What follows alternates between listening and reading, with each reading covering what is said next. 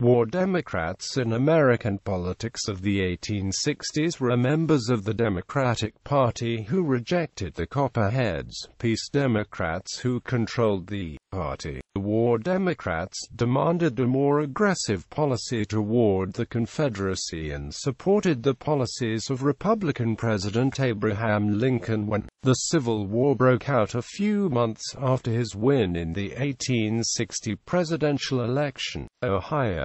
In the critical state elections in Ohio in 1862, the Republicans and War Democrats formed the Unionist Party. This led to victory over the Democrats led by Copperhead Clement Valentine. However, it caused trouble for radical Republican Senator Benjamin Wade's re-election bid. War Democrats opposed Wade's radicalism and Wade refused to make concessions to the point of view. He was narrowly re-elected by the legislature. In 1863, the Ohio gubernatorial campaign drew national attention. Ohio Republicans and War Democrats were dissatisfied with the leadership of Ohio Gov. David Todd and turned to War Democrat John Brough after he made a strongly pro-Union speech in his hometown of Marietta on June 10, 1863. He was elected to the governorship that fall on a pro-Union ticket, partly due to his stronger support than Todd of the anti-slavery direction that the Northern war effort was taking. Brough telegraphed Washington that he had a 100,000 vote margin over Valentine. President Abraham Lincoln wired Brough, "Glory to God in the highest. Ohio has saved the nation." 1864 presidential campaign. Recognizing the importance of the War Democrats, the Republican Party changed its name for the national ticket in the 1864 presidential election, held during the Civil War. The National Union Party nominated the incumbent president and former Republican Lincoln for president and former War Democrat Andrew Johnson for vice president. As a result, many War Democrats could support Lincoln's Civil War policies, while avoiding the Republican ticket, while a large number of Republican dissidents had maintained an entity separate from the National Union Party leading up to the 1864 election. They withdrew the ticket for fear that splitting the vote would allow the Copperhead Democrats and their peace-at-all-costs ticket to possibly win the election. The National Union ticket won 42 of 54 available Senate seats and 149 of 193 available House of Representatives seats. 1865–68.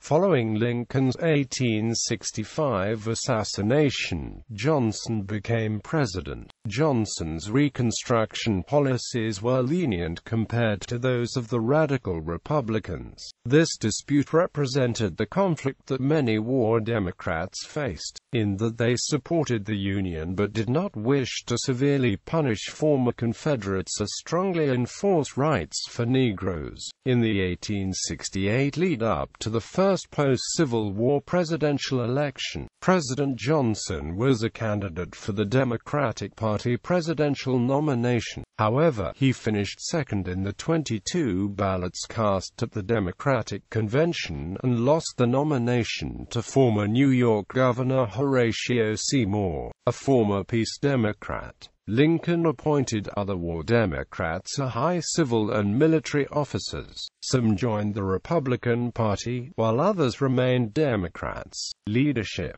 Prominent War Democrats included Andrew Johnson, the U.S. Senator, then military governor of Tennessee, who was elected vice president in 1864 on a ticket with Lincoln, and became president after Lincoln's assassination.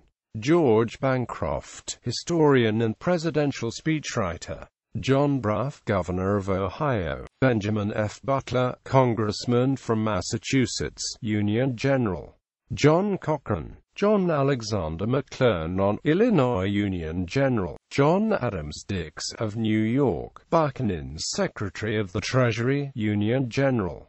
Stephen A. Douglas, senator from Illinois, Democratic Party's northern candidate in the presidential election of 1860, who died a few weeks into the war. Joseph Holt, Kentucky, Buchanan's Secretary of War, Lincoln's Judge Advocate General of the Army.